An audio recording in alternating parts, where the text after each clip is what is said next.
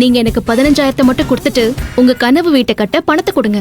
அந்த வீட்டை கட்டி முடிக்கிறதுக்குள்ள வீடுனா என்ன, குடும்பம்னா என்ன, பாசம்னா என்ன, உண்மையான சந்தோஷம்னா என்ன, உறவுகளோட மதிப்புனா என்னன்னு உங்களுக்கு நான் நிரூபிச்சு காட்டுறேன்.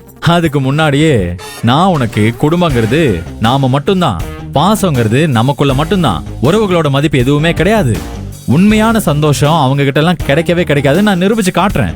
குடும்பங்கிற அழகான குருவி கூட்ட கழிச்சிட்டு உங்களால தனியா எந்த சந்தோஷத்தையும் அனுபவிச்சுட்டு வாழ முடியாது. நான் வாழ்ந்து காட்டுறேன், உன்னையும் வாழ வச்சு காட்டுறேன். இது என்னோட சேலஞ்ச். என்ன சொல்ற?